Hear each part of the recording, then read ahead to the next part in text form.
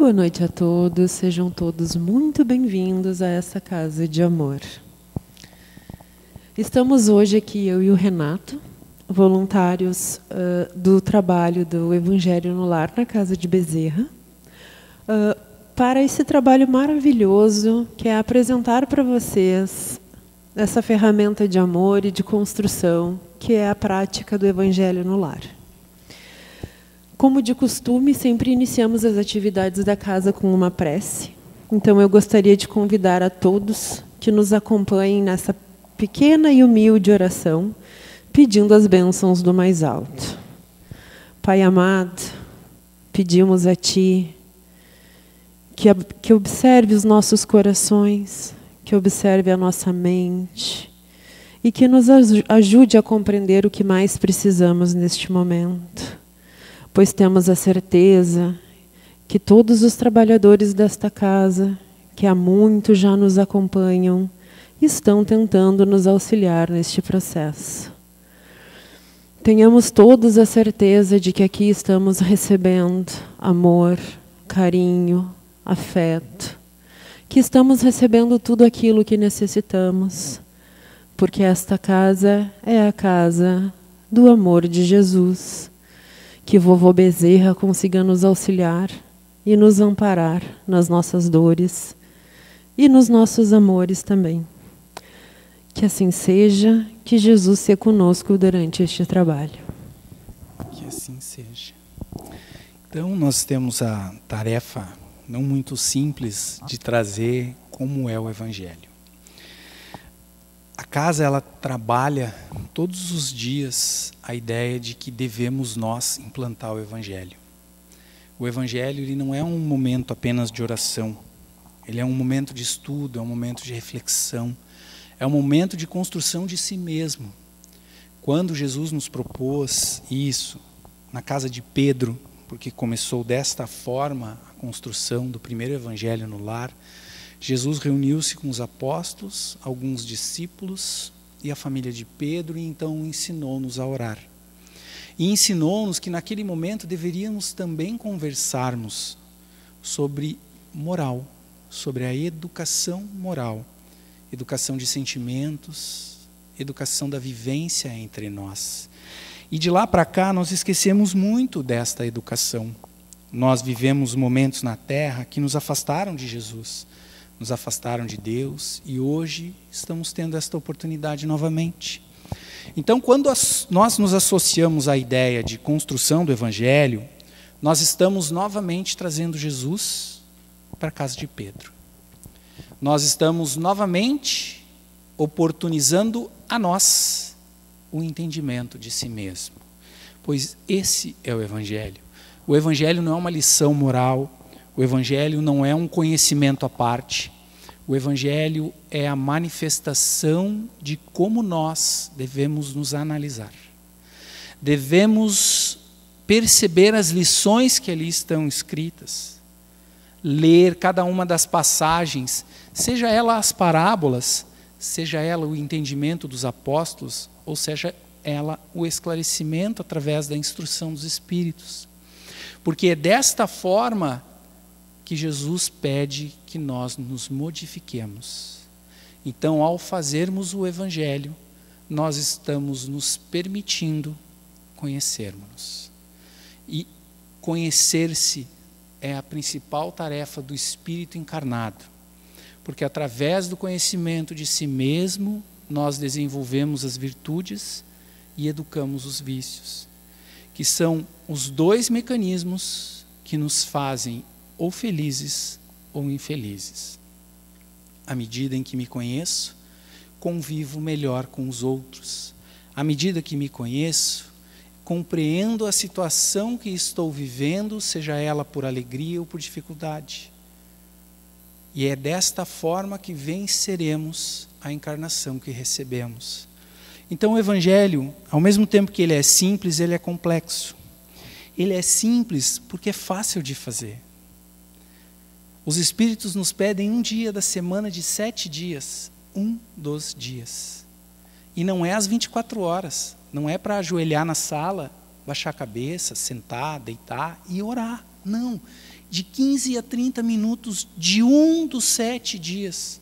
Vou parar tudo, vou desligar a TV, silenciar o rádio, silenciar o celular e vou concentrar-me na presença dos espíritos amigos que estão comigo.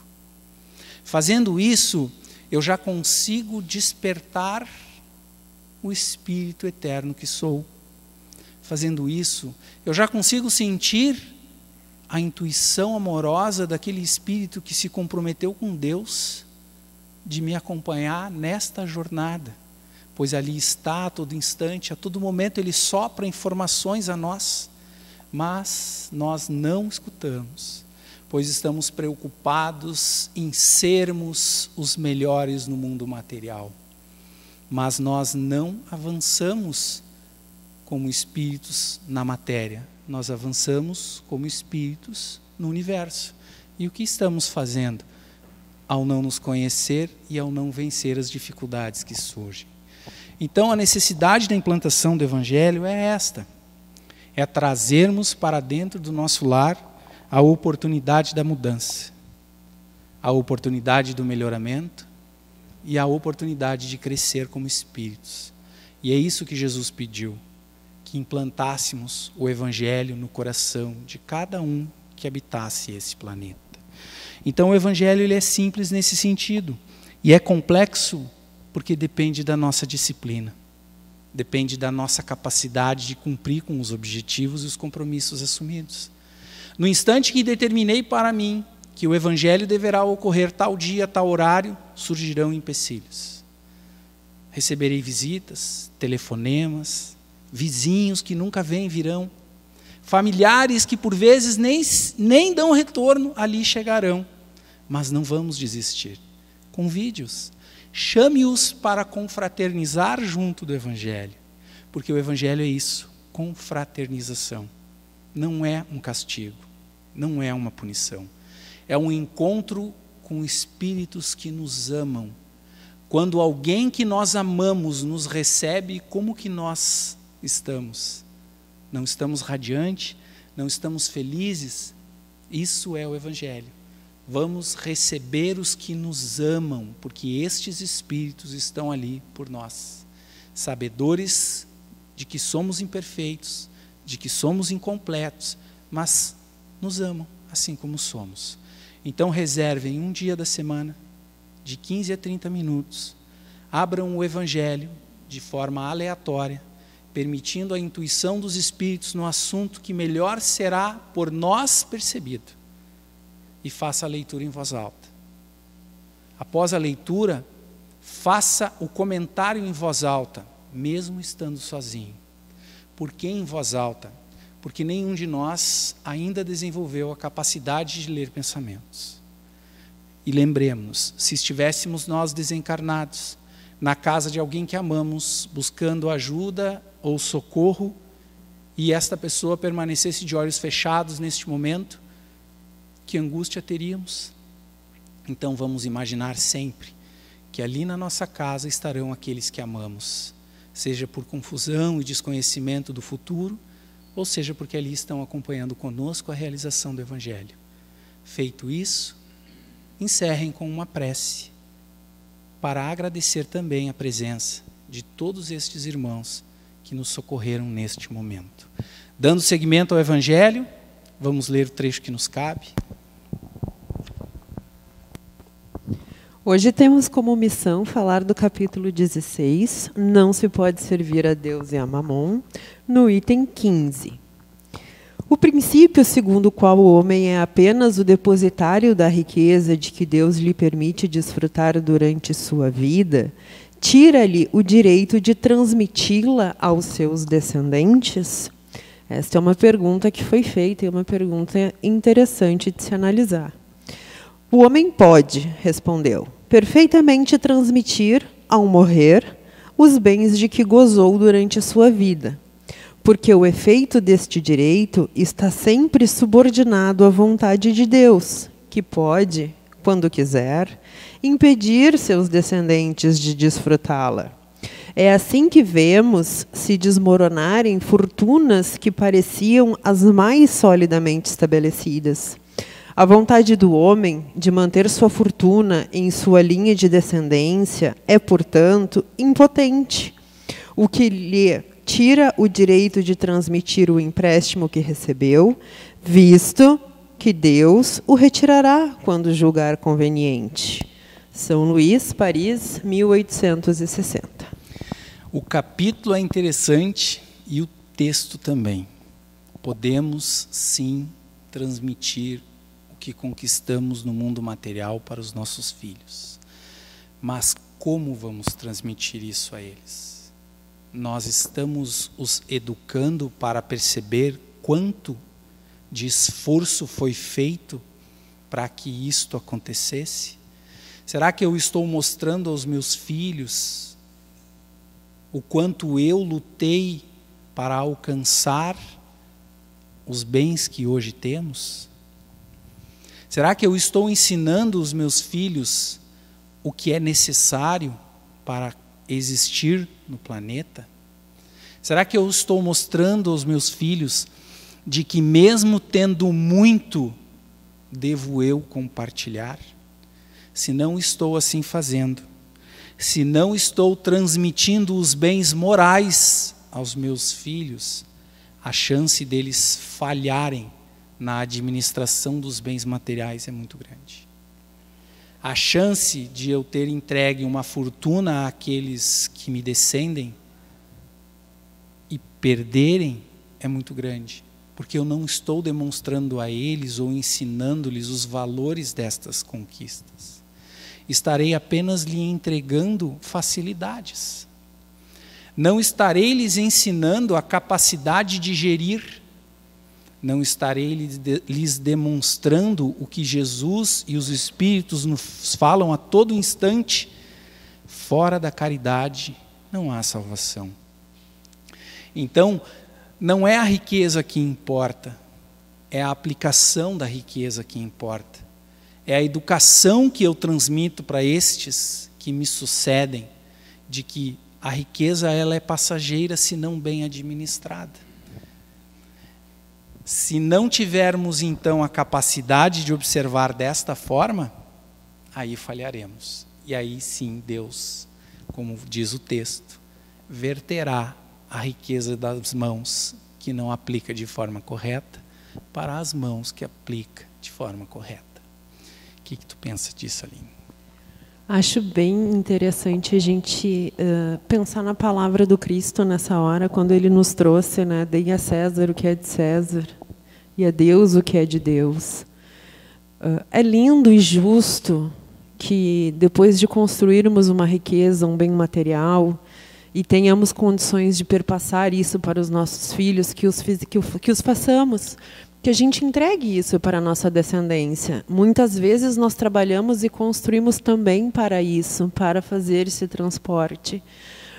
Mas o que nós não podemos, como o Renato estava nos trazendo, o que nós não podemos é ceifar as demais necessidades dos nossos filhos. Os nossos filhos precisam de resignação, os nossos filhos precisam de resiliência, os nossos filhos precisam de limites. Os nossos filhos precisam de amor, os nossos filhos precisam sofrer e sentir dor em algum momento.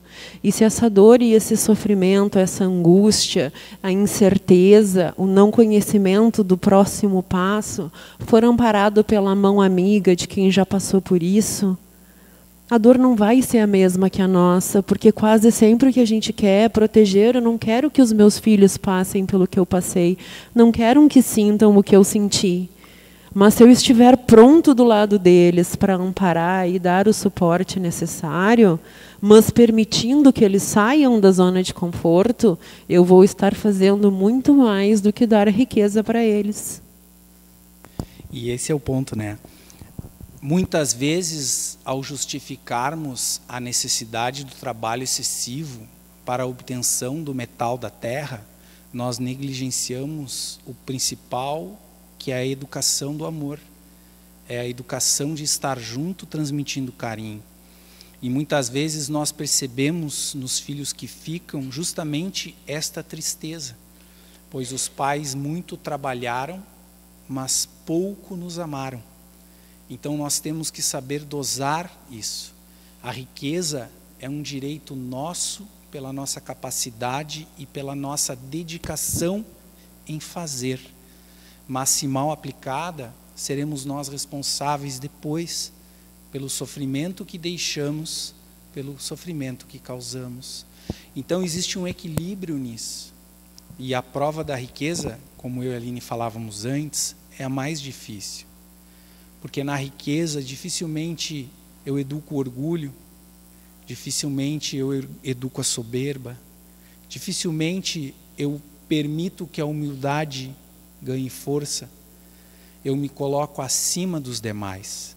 Então a lição é essa: podemos sim dispensar aos nossos herdeiros aquilo que amealhamos na vida, mas será que educamos eles para conduzir esta riqueza de forma sábia? Ou causamos mais sofrimentos a eles do que lhes demos a condição de não sofrer? E o nosso tempo se foi, ele é curto, mas é a reflexão que precisamos fazer. E assim se faz o Evangelho, através de entender o que os Espíritos nos trouxeram. Tendo dúvidas, precisando de mais alguma forma de refletir, busquem nos vídeos do site da casa. Todas as passagens do Evangelho já foram filmadas. Todas estão disponíveis na internet. E lá sempre há comentários como este que fizemos, que auxiliam então no entendimento do assunto que ainda não está bem desenvolvido em nós. Encerrando o Evangelho, convido todos à prece. Sentando de maneira confortável, fechando os olhos. Vamos perceber a presença amorosa do Cristo que aqui está, envolvendo-nos, amparando-nos. E vamos então pedir a Ele que tenhamos um ano de muito trabalho, um ano de muito esforço, de muita dedicação, de muita alegria, de muita felicidade, de muito amor.